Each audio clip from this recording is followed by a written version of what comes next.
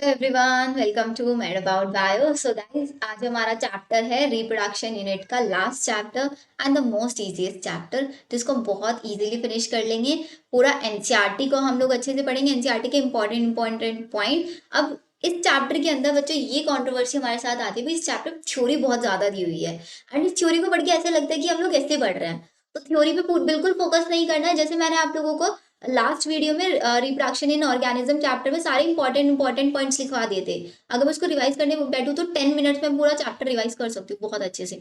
ऐसे ही इस चैप्टर को करेंगे हम लोग, कोई थ्योरी नहीं पढ़ेंगे, क्योंकि हमें कोई बोर्ड एग्जाम नहीं देने हैं अभी, कोई हमें ऐसे नहीं लिखना है रिप्रोडक्टिव हेल्थ के ऊपर। जितने जितने इंपॉर्टेंट पॉइंट्स हैं उनको हाईलाइट करेंगे एंड उसके बाद पीवाईक्यू सॉल्व करेंगे। सही है, सबको बहुत इजीली आ जाएगा ये वाला चैप्टर। ज्यादा फोकस करना है एनसीईआरटी लाइन टू लाइन पढ़ने में, तो लास्ट दो जो चैप्टर है ना, सेक्सुअल रिप्रोडक्शन प्लांट और ह्यूमन रिप्रोडक्शन, उन पे लाइन टू लाइन पढ़ना है। रिप्रोडक्शन इन ऑर्गेनिज्म इसको बिल्कुल लाइन टू लाइन नहीं पढ़ना है। जितनी मैंने चीजें बता दी उनको पढ़ लेना, उसके अलावा क्वेश्चन नहीं मिलेगा। चलो स्टार्ट करते हैं फिर फटाफट। अब सबसे पहली चीज आता है कि भाई चैप्टर का नाम है रिप्रोडक्टिव हेल्थ। तो पहला क्वेश्चन हमारा यहाँ पे ये बनता है कि किसी भी इंडिविजुअल को मैं रिप्रोडक्टिवली हेल्दी कब बोलूंगी। तो रिप्रोडक्टिवली हेल्दी बोलने के लिए मैं उसके कुछ एस्पेक्ट्स चेक करूंगी। क्या एस्पेक्ट्स होंगे? पहले कि भाई वो फिजिकली हेल्दी होना चाहिए, वो इमोशनली हेल्दी होना चाहिए, उसको कोई इमोशनल स्ट्रेस ना हो, उसका बिहेवियर अच्छा होना चाहिए, वो सोशली हेल्दी होना चाहिए। तो टोटल मेरे पास चार एस्पेक्ट्स हुए। कौन कौन से? पहला एस्पेक्ट हुआ मेरे पास physical, emotional, then behavioural, then social. इन फोर एस्पेक्ट्स के, अगर इन फोर एस्पेक्ट्स में कोई भी इंडिविजुअल को मैं चेक करूँ वो हेल्दी मिल रहा है, तब मैं उसको बोलूंगी कि भाई रिप्रोडक्टिवली हेल्दी है। और ये डेफिनेशन रिप्रोडक्टिव हेल्थ की किसने दी थी? डब्ल्यूएचओ ने दी थी। What is the full form of WHO? World Health Organization. Clear? पहले पैराग्राफ में से सिर्फ ये चीज याद रखनी है। नेक्स्ट पॉइंट आप लोगों को याद रखना है, फैमिली प्लानिंग प्रोग्राम कब स्टार्ट हुआ था? फैमिली प्लानिंग प्रोग्राम स्टार्ट हुआ था 1951 में, और इसने एक प्रोग्राम दिया था जिसको हम बोलते हैं RCH. What is the full form of RCH? ये एग्जाम में क्वेश्चन आ सकता है। तो आरसीएच की फुल फॉर्म है reproductive and child health care. Highlight करो जल्दी से। Reproductive and child health care RCH programme start किया गया था 1951 में। ये फैमिली प्लानिंग प्रोग्राम जब स्टार्ट हुआ था, इसके बाद इसके अंदर क्या था? इसके अंदर लोगों को इंफॉर्मेशन दिया गया कि भाई आप अपनी सोसाइटी को रिप्रोडक्टिवली हेल्दी बनाओ। अब रिप्रोडक्टिवली हेल्दी बनाने के लिए उन्होंने सबसे पहली चीज क्या क्या टास्क किए? उन्होंने ऑडियो विजुअल्स की हेल्प लिया, प्रिंट मेथड्स लिए, गवर्नमेंटल और नॉन गवर्नमेंटल एजेंसीज को हायर किया कि भाई लोगों को अवेयर कराया जाए कि रिप्रोडक्टिवली हेल्थी रहना कितना ज्यादा इंपॉर्टेंट है। पेरेंट्स को, क्लोज रिलेटिव्स को, टीचर्स को, फ्रेंड्स को, इन सबको एक अलग अलग इंफॉर्मेशन प्रोवाइड कराया गया। स्कूल्स के अंदर बोला गया कि भाई स्कूल्स के अंदर सेक्स एजुकेशन प्रोवाइड कराया जाना चाहिए, ये बोला गया। चिल्ड्रंस के माइंड में जो एक माइथ बना रहता है उसको दूर करने के लिए इस तरह किया गया है यहाँ पे। तो ये पॉइंट्स हुए हमारे कि स्टूडेंट्स को, और स्टूडेंट्स के लिए सेक्स एजुकेशन प्रोवाइड कराया गया, लोगों को अवेयर कराया गया about the sexually transmitted disease की सेक्सुअली ट्रांसमिटेड कैसे होती है, उनसे कैसे प्रिकॉशंस लेनी चाहिए, एडोलेसेंस एज क्या होता है, एडोलेसेंस एज में क्या क्या चेंजेस आते हैं बॉडी के अंदर, मॉर्फोलॉजिकली चेंजेस के बारे में बताया गया। फर्टाइल कपल्स को स्पेशली एजुकेशन दिया गया, मैरिजेबल एज ग्रुप फिक्स किया गया, बर्थ कंट्रोल ऑप्शंस प्रोवाइड कराए गए, प्रेग्नेंट मदर का कैसे केयर करना है, फिर पोस्ट नेटल केयर कैसे करना है, ब्रेस्ट फीडिंग की इंपॉर्टेंस क्या है, मेल और फीमेल के लिए सोसाइटी में इक्वल अपॉर्चुनिटीज होनी चाहिए। ये सारी चीजें एड्रेस की गई इस प्रोग्राम के अंदर, फैमिली प्लानिंग प्रोग्राम और आरसीएच प्रोग्राम के अंदर। ये चीज हमको यहाँ पे याद रखना है। अब इसके बाद नेक्स्ट पॉइंट हम लोगों को यहाँ पे हाईलाइट में ध्यान रखना है बच्चों, एमनियोसेंटेसिस। अब ये एमनियोसेंटेसिस क्या होता है? हम लोगों ने, मैंने आप लोगों को ह्यूमन रिप्रोडक्शन चैप्टर में एमनियोसेंटेसिस के बारे में पढ़ाया था, लेकिन स्टिल हम लोग एक बार देख लेते हैं। एमनियोसेंटेसिस, एमनियोसेंटेसिस में पहली चीज याद रखते हैं कि ये एक मेथड होता है, या फिर ऐसे समझ लो एक टेस्ट होता है टू डिटरमाइन द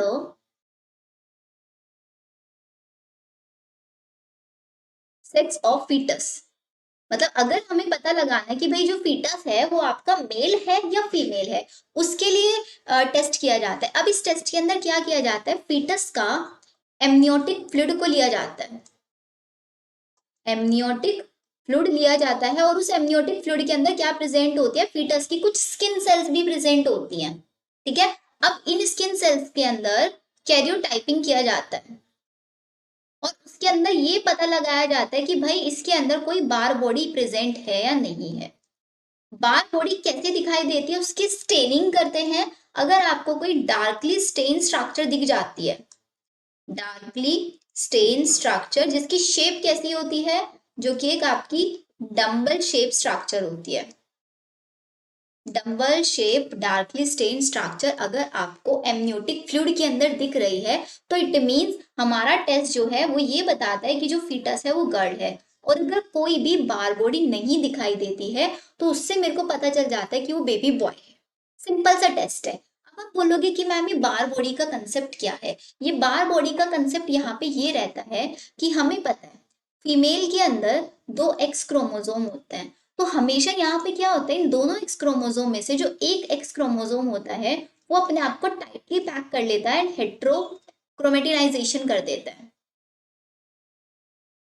हेट्रोक्रोमेटिनाइजेशन करके डार्कली स्टेनिंग। अब हमको पता है हेट्रोक्रोमेटिन का मतलब क्या होता है कि उसके अंदर डार्कली स्टेन होगा, और ये वाला जो पार्ट होगा वो इनएक्टिव बन जाएगा, इनएक्टिव हो जाएगा, कोई कोडिंग नहीं करेगा, कुछ नहीं करेगा। दो टाइप की पैकेजिंग होती है, एक होता है यूक्रोमेटिन, एक होता है हेट्रोक्रोमेटिन। यूक्रोमेटिन के अंदर लूजली पैक होता है। क्रोमोसोम किससे बनता है, क्रोमोसोम डीएनए से बनता है, राइट। डीएनए को हम पैक कराते हैं हिस्टोन प्रोटीन के ऊपर, जो कि आप लोगों ने molecular basis of inheritance chapter में पढ़ोगे, या फिर आप लोगों ने ऑलरेडी पढ़ भी लिया होगा, राइट। तो डीएनए के अंदर डीएनए को हम पैकेजिंग कराते हैं हिस्टोन। अगर मैं उसको बहुत टाइटली पैक करा देती हूँ तो उसको मैं बोलूंगी हेट्रोक्रोमेटिन। अगर मैं उसको लूजली पैक कराती हूँ तो मैं उसको बोलूंगी यूक्रोमेटिन, हेट्रोक्रोमेटिन और यूक्रोमेटिन। और अगर मैं उसको टाइटली पैक करा रही हूँ तो उसके अंदर स्टेनिंग बहुत डार्क होगी, वो एक इनएक्टिव स्ट्रक्चर बन जाएगी। तो फीमेल के दोनों एक्स क्रोमोसोम में से एक एक्स क्रोमोसोम हमेशा अपने आप को हेट्रोक्रोमेटिन की फॉर्म में रखता है। इसी को हम एमनियोसेंटेसिस के अंदर आइडेंटिफाई कर लेते हैं। अब एमनियोसेंटेसिस के थ्रू सपोज मेरे को पता चल गया कि भाई फीटस जो है वो गर्ल है, तो मैक्सिमम केसेस में एमनियोसेंटेसिस के थ्रू यहाँ पे क्या करा देते हैं, इनका करा देते हैं MTP. What is MTP here, MTP is the medical termination of pregnancy, medical termination of pregnancy. Medical termination of pregnancy एक लीगल मेथड था up to the 12 week, 12 week तक के फीटस को रिमूव करने का। लेकिन इसका इसको लीगली किया गया कि भाई पहले हम इसको लीगली यूज कर सकते हैं उन कपल्स के लिए जहां पे अनवांटेड प्रेगनेंसी हो जाए, या फिर जो बैरियर मेथड्स हैं, कॉन्ट्रासेप्टिव मेथड्स हैं, उनका फेलियर होने की वजह से प्रेगनेंसी अटेन हो जाए। उन केसेस में 12 वीक तक, सिर्फ 12th वीक तक ही सेफ रहती है। 12th वीक मतलब फर्स्ट ट्राइमेस्टर, फर्स्ट ट्राइमेस्टर तक सेफ है, उसके बाद करना सेफ नहीं है। उसके बाद गवर्नमेंट या फिर कोई भी डॉक्टर कोई भी क्लिनिक में चले जाना वो अप्रूव नहीं करते एमटीपी के लिए। तो यहाँ पे केसेस बढ़ गए कि हमने एमनियोसेंटेसिस के थ्रू पता लगा लिया कि भाई फीमेल गर्ल है ये, तो उसका एमटीपी करा देते हैं। इसको हम बोलते हैं फीमेल फिटिसाइड, फीमेल फिटिसाइड। कि फीमेल गर्ल है तो उसकी वहीं पे डेथ करा दी जाती है, जिसकी वजह से फीमेल मेल और फीमेल का रेशियो डाउन होता चला जाता है। ये केस बताओ सबको समझ में आया या नहीं आया। एमनियोसेंटेसिस का केस समझ में आ गया। एमनियोसेंटेसिस के अंदर हम क्या करते हैं, अब एमनियोसेंटेसिस के थ्रू हम लोग एक और चीज कर सकते हैं, बिकॉज इसके अंदर हम क्रोमोसोम्स का पैटर्न देखते हैं। तो एमनियोसेंटेसिस को पहले बनाया गया था एग्जैक्टली इसको सेक्स डिटरमाइन करने के लिए नहीं, टेक्निक को बनाया गया था, इसको डिस्कवर किया गया था किस लिए, क्रोमोसोमल डिसऑर्डर्स पता करने के लिए। जितने भी मेरे क्रोमोसोमल डिसऑर्डर्स होते हैं, क्रोमोसोमल डिसऑर्डर जैसे कि केटीडी, के for Klinefelter syndrome, T for Turner syndrome, D for down syndrome, लोगों ने principle of inheritance and variation chapter में इन तीनों डिसऑर्डर्स को मैं इस मेथड के थ्रू पता लगा सकती हूँ, केटीडी को, ठीक है। हम लोग यहाँ पे जेनेटिक डिसऑर्डर्स नहीं पता लगा सकते, सिर्फ और सिर्फ क्रोमोसोमल डिसऑर्डर्स पता लगा सकते हैं। तो इसको लीगली क्रोमोसोमल डिसऑर्डर्स के लिए बनाया गया था, लेकिन इसका इलीगल यूज किया जाने लगा फीमेल का सेक्स डिटरमाइन करने के लिए। क्लियर। तो एमनियोसेंटेसिस के बारे में सिर्फ इतनी चीजें याद रखनी है। फिर इसके बाद नेक्स्ट ये यहाँ पे बोलते हैं कि सहेली एक ओरल कॉन्ट्रासेप्टिव पिल है। ओरल कॉन्ट्रा, ओरल मतलब होता है जो ली जाती है, पिल्स, जैसे खाई जाते हैं ना पिल्स, ऐसे ओरल कॉन्ट्रासेप्टिव। तो इसको किसने डिस्कवर किया था, क्वेश्चन पूछा जाता है, इसको डिस्कवर किया था central drug research institute CDRI Lucknow के अंदर। अब ये सहेली के बारे में इंपॉर्टेंट क्या है कि इसको क्या लिया जाता है, इसको, इसका इंटेक होता है once in a week, once in a week इसको फीमेल कंज्यूम करती है, जो कि जनरली क्या करता है, इनहिबिट करता है ओव्यूलेशन को। और इसके साथ साथ लिख लो इसको भी, सहेली का फंक्शन क्या है, इसका फंक्शन है it block oestrogen receptor in uterus. Uterus के अंदर ये क्या करती है, एस्ट्रोजन के जो रिसेप्टर्स होती हैं उनको ब्लॉक कर देती है, जिसकी वजह से क्या होता है, preventing eggs from getting implanted, मतलब इम्प्लांटेशन को अफेक्ट करती है कहीं ना कहीं। प्लांटेड, स्पेलिंग गलत हो गया ना,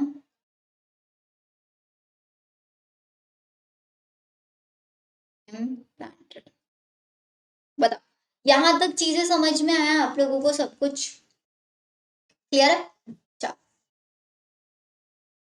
फिर आता है पॉपुलेशन एक्सप्लोजन, कि भाई हम लोगों ने ये तो देख लिया कि एमनियोसेंटेसिस क्या होता है, रिप्रोडक्शन क्या होता है, रिप्रोडक्शन के थ्रू पॉपुलेशन का जो रेट है वो बहुत ज्यादा बढ़ रहा था, पॉपुलेशन एक्सप्लोजन कैसे हो रहा था, फिर उसको बर्थ को कंट्रोल कैसे करेंगे, हाईलाइट करना है चीजें। पहले अगर हम देखें कि भाई मेरे वर्ल्ड की पॉपुलेशन, ध्यान से देखना, पहले इन्होंने वर्ल्ड की पॉपुलेशन लिखा है, फिर इंडिया की पॉपुलेशन लिखा है। अगर आप देखो वर्ल्ड की पॉपुलेशन 1900 में 2 बिलियन थी, 2 billion is equals to 2000 million, लेकिन ये 1900 से 2000 तक आते आते 6 बिलियन हो गई, 2 बिलियन से 6 बिलियन। और अगर मैं इंडिया का ट्रेंड देखूं, इंडिया के अंदर कैसा है, तो जब हमारा इंडिपेंडेंस हुआ था, टाइम ऑफ आर इंडिपेंडेंस मतलब 1946 के अराउंड, तो वहां पे क्या था आपका 350 मिलियन था, नॉट बिलियन, इट्स मिलियन। लेकिन 2000 तक आते आते ये 1 बिलियन तक पहुंच गया। कब का एस्टिमेट बता रहे हैं, मई 2000 का एस्टिमेट बता रहे हैं। इससे हमें ये पता चलता है, बहुत इंपॉर्टेंट लाइन है, कि every 6th person in the world is an Indian, क्योंकि 6 बिलियन और 1 बिलियन, 6 बिलियन 2000 में और 1 बिलियन 2000, 6 बिलियन तो पूरा वर्ल्ड में है और 1 बिलियन इंडिया के अंदर, तो इसलिए उन्होंने बोल दिया कि every 6th person in the world is an Indian. ठीक है, फिर उसके साथ साथ एक रैपिड डिक्लाइन देखा जाता है मैटरनल मोर्टालिटी, मोर्टालिटी मतलब death rate, maternal mother infant mortality rate as well as increase in the number of people, reproductive age के अंदर और जो इंडिविजुअल्स हैं उनका रेट बहुत ज्यादा बढ़ता जा रहा है। तो हमारे RCH प्रोग्राम ने क्या किया, RCH प्रोग्राम ने एक एज फिक्स कर दिया था कि भाई फीमेल की जो मैरिजेबल एज होगी वो 18 ईयर होगी और मेल की 21 होगी, और एक स्लोगन दे दिया था, स्लोगन पे भी क्वेश्चन आ जाते हैं, हम दो हमारे दो and with happy family. Clear. फिर एक सेनस रिपोर्ट, सेनस का मतलब होता है जब पॉपुलेशन को काउंटिंग कराता है, तो 2001 में ये पता लगाया गया कि मेरा जो PGR था, पॉपुलेशन ग्रोथ रेट था, वो 1.7% था, मतलब every 1000 individual 17 individuals every year add हो रहे थे। और ये माना जा रहा था, ये एस्टिमेट दिया गया कि 2001 में इतना है, लेकिन आने वाले 33 ईयर में ये इसका डबल हो जाएगा। ठीक है, मतलब 17 की जगह 34 इंडिविजुअल्स एवरी 1000 ऐड होंगे इन अ ईयर। इतना ज्यादा अलार्मिंग रेट अगर पॉपुलेशन का बढ़ेगा तो हमारे पास फूड की, शेल्टर की, क्लोथिंग की स्कैरसिटी होगी या नहीं होगी। तो उससे बचने के लिए ही बर्थ कंट्रोल मेथड्स को इंट्रोड्यूस कराया गया। ठीक है, इसके लिए आए हमारे पास कुछ कॉन्ट्रासेप्टिव मेथड्स। अब मेन क्वेश्चन ये आता है कि भाई किस कॉन्ट्रासेप्टिव को मैं बोलूंगी कि आइडियली कॉन्ट्रासेप्टिव मेथड से यूज करने के लिए उसके कुछ पैरामीटर्स रख दिए गए। पहला पैरामीटर होगा कि कोई भी कॉन्ट्रासेप्टिव अच्छा आइडियल तब बोला जाएगा जब वो यूजर फ्रेंडली होगा, इजीली अवेलेबल होगा, इफेक्टिव होगा, रिवर्सिबल होगा और उसका कोई साइड इफेक्ट नहीं होगा, वो कोई इंटरफेयर नहीं करेगा किसी भी सेक्सुअल डिजायर में या फिर भी किसी भी सेक्सुअल एक्ट के अंदर। ऐसे ही अलग अलग टाइप के कॉन्ट्रासेप्टिव मेथड्स बना दिए गए। सिंपली मैं आप लोगों को समझा रही हूँ। सबसे पहले आता है एक नेचुरल मेथड, जिसके अंदर नेचुरली मेथड होता है। इसका प्रिंसिपल ये होता है कि ओवम और स्पर्म की मीटिंग को अवॉइड कर सकता है। फिर आता है पीरियोडिक एब्सिटेंस। पीरियोडिक एब्सिटेंस का मतलब होता है फीमेल के अंदर मेंस्ट्रुअल साइकिल में जो ओव्यूलेशन का टाइम पीरियड होता है, ओव्यूलेशन के टाइम पीरियड के टाइम पे अगर उस टाइम पे सेक्सुअल इंटरकोर्स को इनहिबिट किया जाए तो वहां पे बहुत कम चांसेस होंगे फर्टिलाइजेशन के, या बहुत कम चांसेस होंगे कंसीव करने के। तो फीमेल्स के केस में फर्टाइल पीरियड डिसाइड कर दिया गया कि 10 डेज से लेके, अगर मेंस्ट्रुअल साइकिल का 10th डे से 17th डे के टाइम पीरियड में अगर यहाँ पे इग्नोर किया जाए सेक्सुअल इंटरकोर्स तो उस टाइम पे कोई भी प्रेगनेंसी नहीं होगा। मतलब ये भी एक नेचुरल मेथड हो गया बर्थ कंट्रोल का। तो नेक्स्ट थर्ड मेथड आया यहाँ पे विथड्रॉल या फिर कोइटस इंटरप्ट्स। विथड्रॉल और कोइटस इंटरप्ट्स के अंदर क्या था, अगेन वही मेथड है यहाँ पे कि स्पर्म और ओवम के मीटिंग को यहाँ पे रोक दिया जा सकता है। नेक्स्ट मेथड आता है लैक्टेशनल एमनियोरिया। एमनियोरिया का मतलब होता है absence of menstrual cycle. Lactation मतलब लैक्टेशन पीरियड के अंदर पार्चुरेशन के बाद जब फीमेल ब्रेस्ट फीडिंग कराती है तो उस टाइम पे ओव्यूलेशन नहीं हो रहा होता है। अब ओव्यूलेशन नहीं हो रहा है इट मीन्स वहां पे चांसेस ऑफ प्रेगनेंसी भी निल है। तो उस मेथड उस ये भी एक कॉन्ट्रासेप्टिव मेथड की तरह ही यूज किया जा सकता है up to a period of 6 month, सिर्फ और सिर्फ 6 मंथ पे। लेकिन यहाँ पे चांसेस ऑफ फेलियर बहुत हाई होते हैं क्योंकि ये नेचुरल मेथड्स है चारों के चारों। कोई मेडिसिन नहीं यहाँ पे ली जा रही है, कोई डिवाइसेस का यूज नहीं किया जा रहा है, it mean there is no side effect. तो ये तो हुआ नेचुरल मेथड। नेक्स्ट मेथड आता है हमारे पास बैरियर मेथड। बैरियर मेथड के अंदर यहाँ पे हम ओवम और स्पर्म की मीटिंग में एक बैरियर लगा देंगे, फिजिकल बैरियर्स होंगे। अगर हम मेल के केस में देखें तो मेल के केस में यहाँ पे कॉन्डम्स यूज किए जाते हैं, फीमेल्स के केस में यूज किए जाते हैं डायफ्राम, सर्वाइकल कैप और वॉल्व। तो मेल बैरियर हो गए, ये हमारे पास फीमेल बैरियर्स हो गए। दोनों का प्रिंसिपल सेम है, preventing the meeting of ovum and sperm. इनकी हेल्प से सेक्सुअली ट्रांसमिटेड डिसीज को भी रोका जा सकता है।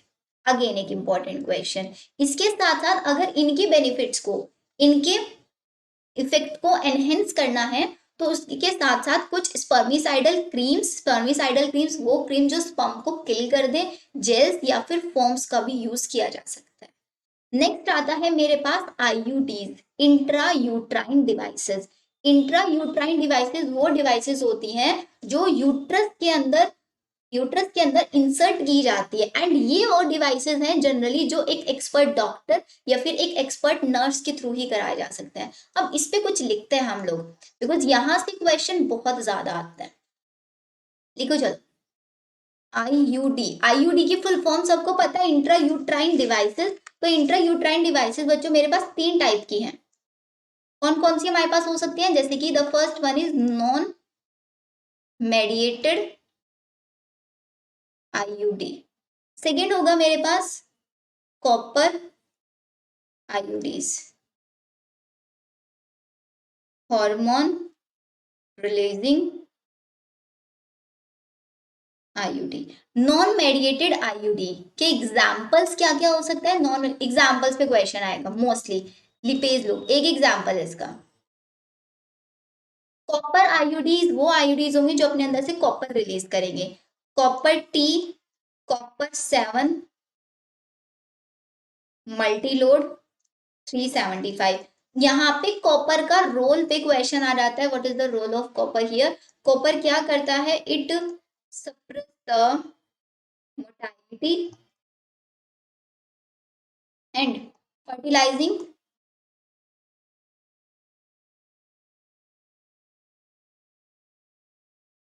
Capacity of sperm. स्पर्म की फर्टिलाइजिंग कैपेसिटी को और उसकी मोटाइलिटी को सप्रेस करता है। इसके साथ साथ कॉपर इम्प्लांटेशन को भी प्रिवेंट कर देता है। हार्मोन रिलीजिंग आईयूडीज में आपके 2 एग्जांपल आते हैं, प्रोजेस्टासर्ट एंड LNG-20। ये आपको याद रखना है। यहाँ पे आईयूडीज 3 टाइप के, non mediated lipase loop, copper IUDs, copper T, copper 7, Multiload 375। Copper का काम क्या होता है, मोटालिटी को सप्रेस करना and capacity of sperm, fertilising capacity को कम कर देना। हार्मोन रिलीजिंग आईयूडीज में प्रोजेस्टासर्ट और LNG-20। यही एग्जैक्टली देखो यहाँ पे भी लिखा हुआ है। These devices are inserted by doctor और एक्सपर्ट्स के थ्रू ही इंसर्ट की जाती है in the uterus through vagina. Permanent presently available, और ये हमारे पास आईयूडीज को अगर हम देखें मोस्ट वाइडली एक्सेप्टेड है। ये मोस्ट वाइडली एक्सेप्टेड अगर आपसे पूछेंगे तो आपका आंसर क्या होना चाहिए, आईयूडीज होना चाहिए। नॉन मेडिएटेड में लिपेज लूप हो गया, कॉपर रिलीजिंग में सीयूटी कॉपर 7, और मल्टीलोर 375, हार्मोन रिलीजिंग प्रोजेस्टेरोन LNG 20। ये क्या करते हैं, फेगोसाइटिस ऑफ स्पर्म को करते हैं, फेगोसाइटिस मतलब स्पर्म को किल करना। कॉपर क्या करता है, रिलीज मतलब अपने अंदर से कॉपर आयन रिलीज करता है, और वो कॉपर क्या करता है, स्पर्म की मोटालिटी को सप्रेस करता है और फर्टिलाइजिंग कैपेसिटी ऑफ स्पर्म को कम कर देता है। हार्मोन रिलीजिंग आयोडीज क्या करता है, यूट्रस को अनसुटेबल बना देते हैं इम्प्लांटेशन की, ताकि वहां पे इम्प्लांटेशन ना हो पाए। And the cervix hostile to the sperm, मतलब जो सर्विक्स होता है वहां पे एक थिक म्यूकस सिक्रीट करा देता है, जिसकी वजह से जो स्पर्म है उसकी प्रॉपरली एंट्री नहीं हो पाती है। इसीलिए आयोडीज को आइडियल कॉन्ट्रासेप्टिव माना जाता है फॉर द फीमेल्स। ठीक है, नेक्स्ट आता है फिर हमारे पास ओरल कॉन्ट्रासेप्टिव में पिल्स। पिल्स में अगर हम नॉर्मल पिल्स का देखें तो पिल्स क्या होता है, pills is the combination of progesterone and oestrogen. Question आता है, प्रोजेस्टेरोन अकेले भी यूज किया जा सकता है या फिर उसको एस्ट्रोजन के साथ कॉम्बिनेशन में भी लिया जा सकता है। पिल्स को 21 डेज के एक रेगुलर पीरियड में लिया जाता है, within the first 5 days of menstrual cycle, and then उसके बीच में 7 डेज का गैप रखा जाता है जिस टाइम पे मेंस्ट्रुअल साइकिल होती है। ये काम क्या करता है, पिल्स का काम होता है ओव्यूलेशन को इनहिबिट करना, एज वेल एज ये इम्प्लांटेशन को भी इनहिबिट कर सकता है। And they also alter the quality of cervical mucus की भी क्वालिटी को ये एल्टर कर देती है, to prevent and retard the entry of sperm. सही मैंने आप लोगों को बता दिया, CDRI लखनऊ में उन्होंने उसको डिस्कवर किया था। वंस अ वीक पिल होती है, बहुत कम साइड इफेक्ट होता है, हाईली कॉन्ट्रासेप्टिव वैल्यू होता है, नॉन स्टीरॉइडल है ये। ठीक है, फिर आता है नेक्स्ट हमारे पास आपका प्रोजेस्टेरॉन। अगर यहाँ पे प्रोजेस्टेरॉन अकेले यूज किया जा रहा है या फिर एस्ट्रोजन के कॉम्बिनेशन में, इसका मेनली यूज यहाँ पे होता है कि अगर कोई अनवांटेड इंटरकोर्स हुआ है, उस केस में अगर इनको प्रोजेस्टेरॉन पिल्स को यूज कर लिया जाए with in 72 hours of coitus, तो वहां पे ये प्रेगनेंसी को अटेन होने से रोक सकता है। This is the again question. अब can be also use by females injection के थ्रू, या फिर अंडर द स्किन भी इम्प्लांट किया जा सकता है, ये सब हो जाएगा। फिर आता है सर्जिकल मेथड। सर्जिकल मेथड्स में दो ही मेथड्स हम लोगों को यूज करने होते हैं। The first one is vasectomy and tubectomy. V for vasectomy और V for vas deferens. Vas deferens को रिमूव एंड टाइड अप कर दिया जाता है, जिसकी वजह से स्पर्म की एंट्री को इनहिबिट कर सकता है सीमेन के अंदर। ट्यूबेक्टोमी में फेलोपियन ट्यूब को कट एंड टाई अप कर दिया जाता है, जिसकी वजह से फर्टिलाइज जो स्पर्म होता है उसकी एंट्री को हम प्रिवेंट कर सकते हैं, कहाँ तक, एग तक आने में। सर्जिकल मेथड्स हैं, एक्सपर्ट डॉक्टर्स और नर्स के थ्रू ही किए जाएंगे, और नॉन रिवर्सिबल होंगे। ये याद रखना है, नॉन रिवर्सिबल मेथड्स होंगे ये। क्लियर है सबको यहाँ तक? तो ऊपर पूरा का पूरा डिटेल में यही आप लोगों को बताया हुआ है। फिर आता है एमटीपी। एमटीपी के बारे में मैंने आप लोगों को बता दिया, मेडिकल टर्मिनेशन ऑफ प्रेगनेंसी, या फिर हम इसको अबॉर्शन भी बोल सकते हैं। इसको जनरली कब किया जाता है, अनवांटेड प्रेगनेंसी के टाइम पे गवर्नमेंट ने इसको लीगलाइज कर दिया था, ताकि किस लिए लीगलाइज किया गया था, बिकॉज कोई भी रेप वाला केसेस हो या फिर कोई अनवांटेड कोई ऐसे कपल्स है जो अभी प्रेगनेंसी नहीं अटेन करना चाहते हैं, तो उनके केसेस के लिए एमटीपी करा दिया जाए। लेकिन up to the 12th week ही इसको सेफ माना जाता है, उसके बाद ये सेफ नहीं होता। फर्स्ट ट्राइमेस्टर एग्जैक्टली लिखा हुआ है 12 वीक ऑफ प्रेगनेंसी। लेकिन इसका मिसयूज हुआ फीमेल फेटिसाइड के केस में, जहां पे एमनियोसेंटेसिस के थ्रू फीटस का सेक्स डिटरमाइन कर लिया गया। पूरी कहानी नहीं पढ़नी है बिल्कुल भी, जितना मैंने बताया ये याद रखना है। गवर्नमेंट ने इसको लीगलाइज कब किया था वो और याद रख लेना, 1970 में लीगलाइज किया था। नेक्स्ट आता है हमारे पास सेक्सुअली ट्रांसमिटेड डिसीज। बच्चों क्वेश्चन आता है सेक्सुअली ट्रांसमिटेड डिसीज पे, पहले सारी डिसीज नाम याद होने चाहिए। कौन कौन सी सेक्सुअली ट्रांसमिटेड डिसीज, वो डिसीज होती है तो सेक्सुअल इंटरकोर्स के थ्रू ट्रांसफर होते हैं एक पार्टनर से दूसरे पार्टनर के अंदर। एग्जाम्पल, सबसे पहले gonorrhoea, syphilis, genital herpes, chlamydiasis, genital warts, trichomoniasis, hepatitis B. And इनमें से ये पूछा जाएगा कि भाई कौन सी डिसीज है जो क्यूरेबल है, कौन सी डिसीज क्यूरेबल नहीं है। हेपेटाइटिस बी को छोड़ के जेनाइटल हर्पीज और HIV infection, except for hepatitis B, genital herpes और HIV इन्फेक्शन को छोड़ के बाकी सारी की सारी डिसीज क्यूरेबल है, मतलब उनका ट्रीटमेंट अवेलेबल है। एड्स किसके थ्रू होता है, HIV के थ्रू होता है, जिसको हम पढ़ते हैं किसके अंदर, human health and disease chapter के अंदर एग्जैक्टली ये हम लोगों को पढ़ना है। अर्ली सिम्टम मोस्टली एसटीडीज के सेम होता है, इचिंग होती है, फ्लूइड डिस्चार्ज होता है, स्लाइट पेन, स्वेलिंग, मोस्टली कौन से में, जेनाइटल रीजन्स के अंदर। ये आप लोगों को याद रखना है। क्लियर हो गया? फिर इसके बाद में और कुछ नहीं याद रखना है आप लोगों को। नेक्स्ट जो आता है हमारा इनफर्टिलिटी। इनफर्टिलिटी पे बच्चों बड़े क्वेश्चंस आते हैं। इनफर्टिलिटी, सबसे पहले इनफर्टिलिटी को ही हम आपका असिस्टेड रिप्रोडक्टिव टेक्नोलॉजीज, मतलब इनफर्टिलिटी का मतलब ये होता है कोई भी कपल्स अगर प्रेगनेंसी अटेन करने की कंडीशन में नहीं होते तो उसको बोलता है इनफर्टाइल कपल्स। ठीक है, अब उनके लिए कुछ टेक्निक्स प्रोड्यूस की गई हैं। अब उन टेक्निक्स के अंदर क्या होता है, अलग अलग मेथड्स हैं यहाँ पे समझने के। जैसे कि सबसे पहले आता है हमारे पास इन वाइट्रो। इन वाइट्रो का मतलब होता है अगर मैं लैब के अंदर कोई फर्टिलाइजेशन करा रही हूँ तो उसको बोलेंगे इन वाइट्रो फर्टिलाइजेशन। मतलब फीमेल से ओवम लिया गया, मेल से स्पर्म लिया गया, दोनों का फर्टिलाइजेशन हम लोग लैब में करा रहे हैं। और लैब में कराने के बाद जो जाइगोट बन गया, अगर वो जाइगोट 8 ब्लास्टोमियर्स तक है तो मैं उसको फेलोपियन ट्यूब के अंदर इंसर्ट करूंगी। लेकिन अगर 8 ब्लास्टोमियर से ज्यादा का है तो उसको कहाँ पे इंसर्ट करेंगे, उसको यूट्रस के अंदर इंसर्ट करेंगे, क्योंकि अब वो कौन सी स्टेट में है, अब वो इम्प्लांटेशन की स्टेट में है। क्लियर है यहाँ तक? तो यहाँ पे हमें याद रखना है इनवाइट्रो फर्टिलाइजेशन। वाइट्रो फर्टिलाइजेशन मतलब जब हम लैब के अंदर फर्टिलाइजेशन कराता है, लैब के अंदर सिमिलर वही कंडीशंस प्रोड्यूस कराई जाती है जो एग्जैक्टली बॉडी के अंदर होती है। अगर मैं उसको 8 ब्लास्टोमियर तक ग्रो करा के तब फीमेल बॉडी के अंदर इंट्रोड्यूस करा रही हूँ, उसको बोलेंगे हम embryo fallopian transfer, intra fallopian transfer. या फिर अगर मैं उसको 8 ब्लास्टोमियर से ज्यादा में करा रही हूँ तो मैं उसको यूट्रस के अंदर कराऊंगी। तो यूट्रस के अंदर जब कराएंगे उसको बोलेंगे इंट्रा यूट्राइन ट्रांसफर। ये दोनों चीजें क्लियर है या नहीं है बताओ? 8 ब्लास्टोमियर तक कराएंगे फेलोपियन ट्यूब के अंदर, और अगर हम उसको 8 ब्लास्टोमियर से ज्यादा कराएंगे तो उसको बोलेंगे हम आपका क्या, intra uterine transfer. Zygote state में करा रहे हैं इंट्रा ZIFT या फिर IUT। क्लियर ये? अब केस आता है मेरे पास कि अगर मेरे को GIFT क्या होता है और ICSI क्या होता है। देखो टर्म से याद रखना है आप लोगों को, पहले तो हाईलाइट कर लो।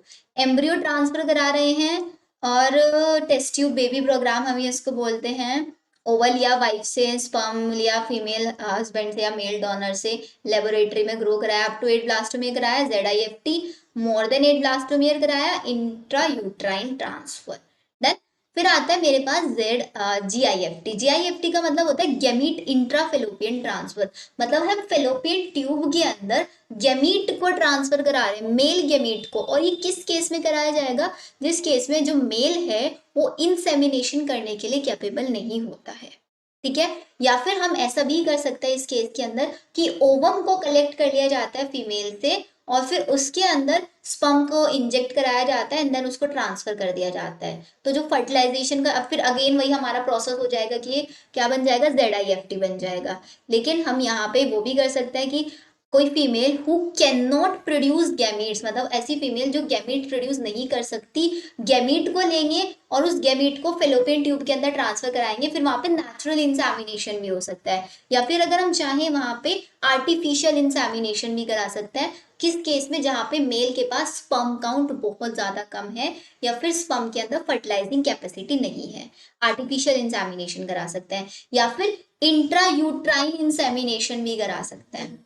इंट्रा यूट्राइन इंसेमिनेशन, इस टेक्निक के अंदर क्या किया जाता है, सीमेन को कलेक्ट कर लिया जाता है हस्बैंड से और उसको आर्टिफिशियली वेजाइना के अंदर इंट्रोड्यूस कराया जाता है।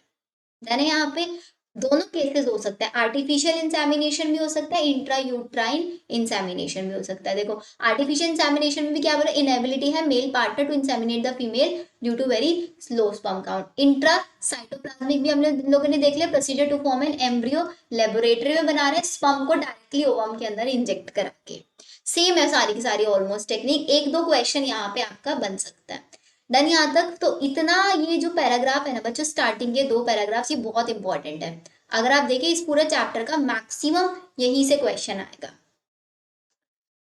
फिर हमारा चैप्टर फिनिश, देखो कितना जल्दी हम लोगों ने इस चैप्टर को भी फिनिश कर लिया है। अब हम जरा एक बार क्वेश्चंस देख लेते हैं, क्वेश्चन से हम लोगों को पता चल जाएगा कि हम लोगों ने चैप्टर अच्छे से पढ़ा है या नहीं पढ़ा है, हम लोगों से क्वेश्चन बन रहे हैं नहीं बन रहे। चलो जल्दी से क्वेश्चन करते हैं इसके, पढ़ो। सबसे पहले आप लोग क्वेश्चन 1 देखो, क्वेश्चन 1 में क्या पूछा गया। In context of amniocentesis, which of the following statement is incorrect. Amniocentesis Down syndrome के लिए यूज कर सकते हैं because down syndrome chromosomal disorder है। क्लेफ्ट पैलेट के लिए डिटेक्ट करने के लिए it is usually done when a woman is between 14 से 16 exactly prenatal sex. Cleft palate के लिए नहीं कर सकते बिकॉज क्लेफ्ट पैलेट क्या होता है, एक क्रोमोसोमल डिसऑर्डर नहीं होता है ये, ठीक है, ये ईयर से रिलेटेड होता है डिसऑर्डर आपका। Second, which one of the following can not be detected in the developing foetus by amniocentesis. Down syndrome कर सकता है, क्लाइनफेल्टर, जॉन्डिस नहीं कर सकते, तो इसका मतलब हमारा करेक्ट आंसर क्या हुआ यहाँ पे, बी हुआ। The permissible use of the technique amniocentesis, amniocentesis का परमिसेबल यूज किया गया किस लिए, अनबॉर्न फीटस का सेक्स डिटरमाइन करने के लिए। Artificial insemination, amniocentesis, transfer of embryo into the uterus of A surrogate mother, detecting any genetically, सिर्फ किसके लिए किया गया था, जेनेटिक एबनॉर्मेलिटी के लिए। परमिसेबल यूज देखो, डिटेक्टिंग सेक्स एक परमिसेबल नहीं है, परमिसेबल है सिर्फ जेनेटिक एबनॉर्मेलिटी को पता करना। Foetal sex can be determined by examining cells from amniotic by looking for Barr body, C option. Question 5 देखो, which of the following contraceptive method involve a role of hormone का, जिसमें role है, इसमें भी hormone है, emergency barrier method में नहीं है, इसलिए ए नहीं होगा। लैक्टेशनल एमनियोरिया में भी हार्मोन्स है, पिल्स में भी होता है, इमरजेंसी कॉन्ट्रासेप्टिव में भी होता है, बैरियर मेथड में नो। सीयू टी में भी है, पिल्स में भी है, इमरजेंसी कॉन्ट्रासेप्टिव के अंदर भी है, लेकिन सीयूटी के अंदर हार्मोन्स नहीं होता ना, इसके अंदर क्या होता है आपका, कॉपर होता है, तो इसका मतलब मेरा जॉब द फॉलोइंग, हाँ बी इसका करेक्ट आंसर होने वाला है यहाँ पे। नेक्स्ट पढ़ो, select the hormone releasing IUD, hormone releasing IUD दो थे मेरे पास, प्रोजेस्टेरोन और LNG-20, तो मतलब मेरा करेक्ट आंसर डी होगा। Which of the following is the correct statement, IUD is once inserted need not to be replace, एक बार इंसर्ट करते तो रिप्लेस ऑब्वियसली करना पड़ता है। Generally inserted by the user, herself use नहीं कर सकते, डॉक्टर या नर्स करेंगी। Phagocytosis of sperm in the uterus suppress करते हैं गैमेटोजेनेसिस, कौन सा करेक्ट स्टेटमेंट, सी होगा, फेगोसाइटोसिस ऑफ स्पर्म कराता है। नेक्स्ट, सहेली कॉन्ट्रासेप्टिव क्या करता है, एस्ट्रोजन रिसेप्टर्स को ब्लॉक कर देता है एंड इम्प्लांटेशन को इनहिबिट करता है, ये option. Function of copper, copper क्या करता है, स्पर्म की मोटाइलिटी को सप्रेस करता है एंड फर्टिलाइजिंग कैपेसिटी को इनहिबिट करता है। Hormone releasing IUD, hormone releasing कौन कौन था, LNG-20 और प्रोजेस्टासर्ट, तो ये हो गया answer. Which of the following is incorrect regarding vasectomy, वैसिक देखो ये भी 16 में आया हुआ, ये भी 16 में, दो क्वेश्चन आया हुआ 16 में। वेसिक्टोमी, वेसिक्टोमी वेस्ट डिफरेंस को कट कर दिया जाता है, टाई अप कर दिया जाता है, vas deferens is cut and tie up, C answer. Next करो, 12 question, which of the following approach does not give the defined action of contraceptive का डिफाइंड, हार्मोनल कॉन्ट्रासेप्टिव में क्या करता है, प्रिवेंट करता है, रिटार्ड करते हैं entry of sperm and prevent ovulation, exactly does not, अच्छा रॉन्ग बताना है। वेसिक्टोमी स्पर्मेटोजेनेसिस को प्रिवेंट नहीं करता, वेसिक्टोमी बैरियर मेथड फर्टिलाइजेशन को प्रिवेंट, इंट्रायूटेराइन, इसका मतलब यही होगा बी। वेसिक्टोमिक सर्जिकल मेथड स्पर्मेटोजेनेसिस को नहीं करता, स्पर्म बनता है लेकिन सीमन के अंदर मिक्स नहीं हो पाता है, बस। Tubectomy is the method of sterilization, tubectomy female के अंदर होता है, फेलोपियन ट्यूब को टाई अप और कट करे, small part of fallopian tube is remove और टाई अप, करेक्ट आंसर हुआ। हार्मोन रिलीजिंग आईडी देखो कितने क्वेश्चन आया हुआ है, LNG-20 और Progestasert. 15, one of the following is not a method of contraceptive, condom है, पिल्स ऑफ ए ऑक्सीटोसिन और वेसोप्रेसिन नहीं, प्रोजेस्टेरोन और एस्ट्रोजन का कॉम्बिनेशन होता है, बी फॉल्स बताना था ना। पर्टिकुलर डायग्राम में क्या दिया, फेलोपियन ट्यूब कट हुआ, तो फेलोपियन ट्यूब मतलब tubectomy. Which one of the following is most widely accepted method of contraception in India? Most widely used कौन सा है, IUD है। Copper releasing, release from copper intrauterine, copper releasing क्या करता है, फेगोसाइटोसिस ऑफ स्पर्म, स्पर्म की मोटाइलिटी को suppress करता है मेनली, या फिर उसकी फर्टिलाइजिंग कैपेसिटी को। Given below are the four methods A to D and their mode of action, correct matching बताना है हम लोगों को। स्टार्ट करते हैं कॉपर टी, कॉपर टी क्या करता है आपका, प्रिवेंट करता है sperm reaching cervix, no implantation को भी प्रिवेंट कर सकता है ये आपका कॉपर टी, तो इसका मतलब डी का सेकंड, डी का सेकंड किस में है, यहाँ पे है। और देख लेते हैं कॉन्डम क्या करता है, प्रिवेंट स्पर्म रीचिंग, बी का फर्स्ट होना चाहिए, बी का फर्स्ट भी है। और सी का वेसिक्टोमी, वेसिक्टोमी में मतलब वेस्ट डिफरेंस को कट कर देते हैं, स्पर्म नहीं मिलेगा सीमन में, तो सी का फोर्थ, सी ही ऑप्शन होगा हमारा। What is the work of copper T, copper T का काम क्या होता है, कॉपर टी का काम होता है आपका सप्रेस करना, स्पर्म की मोटालिटी, कॉपर रिलीज करना और इम्प्लांटेशन को इनहिबिट करना। तो इसका मतलब ओव्यूलेशन, फर्टिलाइजेशन, सी आंसर होगा, inhibit implantation. What is the work of progesterone which is present in oral contraceptive? Oral contraceptive में जो प्रोजेस्टेरॉन प्रेजेंट होता है वो प्रोजेस्टेरॉन क्या करता है? ओव्यूलेशन को इनहिबिट करते हैं, to inhibit ovulation. Tablets to prevent male contraception, male contraception बताना है। फीमेल्स के लिए पिल्स होती है जिसके अंदर प्रोजेस्टेरॉन होता है, मेल कॉन्ट्रासेप्शन में होता है एलएच और एफएसएच। एलएच और एफएसएच, बिकॉज एलएच क्या है? लेडीज सेल जो क्या प्रोड्यूस करता है? Testosterone, androgen. FSH, FSH directly gametogenesis को अफेक्ट करता था। हमने पढ़ा था ना ह्यूमन रिप्रोडक्शन चैप्टर में, एफएसएच क्या प्रोड्यूस हो रहा था? सेटोली सेल से, जो कि गैमेटोजेनेसिस में रोल प्ले कर रहा था। तो मेल कॉन्ट्रासेप्शन अगर टैबलेट्स बनाने तो एलएच और एफएसएच का कॉम्बिनेशन से बनेंगे। Most important component of the oral contraceptive, oral contraceptive का मोस्ट कंपोनेंट हमारा प्रोजेस्टेरॉन होगा। प्रेजेंट पॉपुलेशन, प्रेजेंट 1997 के अकॉर्डिंग पूछ रहे हैं, वर्ल्ड की 6 बिलियन था। One of the legal method of birth control, birth control का लीगल मेथड कौन सा है? हैविंग कॉइटस एट द, अच्छा बर्थ कंट्रोल का, immature ejaculation, absorption, D, coitus from day 10 से लेके डे 17 तक लीगल मेथड है बर्थ कंट्रोल का। MTP is considered safe up to 12 week, मतलब फर्स्ट ट्राइमेस्टर तक। ये हो गए हमारे क्वेश्चन। अब बच्चों ये जितने भी आगे के क्वेश्चन बच गए हैं ना, सारे के सारे क्वेश्चन आप लोगों को करना है। मैक्स कितने क्वेश्चन मैंने 26 तक करा दिया है, आई गेस 50 होंगे, हाँ 46 क्वेश्चन है। इतना आप लोगों को होमवर्क में कर सकते हो, ये डीपीपी आप लोगों को डिस्क्रिप्शन बॉक्स में मिल जाएगा। तो यहाँ पे हमारा ये चैप्टर फिनिश होता है बच्चों। आई डोंट थिंक इस चैप्टर के अंदर आप लोगों को अब कोई डाउट रहने वाला है, कोई डाउट नहीं रहने वाला है। आप लोग बस अच्छे से पढ़ो। पूरा रिप्रोडक्शन यूनिट मैंने आप लोगों को फिनिश करा दिया है। एंड पूरे रिप्रोडक्शन से आई गेस कॉन्फिडेंस आ गया होगा। सबसे जो थोड़ा सा हार्डवर्क करना पड़ता है ह्यूमन रिप्रोडक्शन के अंदर करना पड़ता है। तो अगर आप लोग थोड़ा एक्स्ट्रा करना चाहोगे तो ह्यूमन रिप्रोडक्शन के एक्स्ट्रा क्वेश्चंस प्रैक्टिस कर लेना, जो मैंने आप लोगों को क्रैश कोर्स मटेरियल दिया हुआ है वहां से क्वेश्चन प्रैक्टिस कर लेना। ठीक है, तो मिलते हैं हम लोग नेक्स्ट वीडियो में। नेक्स्ट वीडियो जो हमारी होने वाली है बच्चों, मैंने आप लोगों को principle of inheritance and variation के पूरा एनसीईआरटी रीड आउट करा दिया है, और उसके क्वेश्चन प्रैक्टिस की भी मैं एक वीडियो लेके आऊंगी जिसमें mainly question practice test cross से या जेनेटिक डिसऑर्डर से रखूंगी। नेक्स्ट जो एनसीईआरटी हम लोग स्टार्ट करेंगे, मॉलिक्यूलर बेसिस ऑफ इनहेरिटेंस पढ़ेंगे, फिर इवोल्यूशन, ऐसे ही हम लोग अपने सारे चैप्टर्स कंटिन्यू करेंगे। तो one shot series I hope आप लोग एंजॉय कर रहे होंगे एंड आप लोगों के लिए बहुत हेल्पफुल रहेगा। हमारा जो टारगेट है 360 बाय 360 मेरे बहुत सारे स्टूडेंट्स अचीव करने वाले हैं ये। See in the next video, bye bye.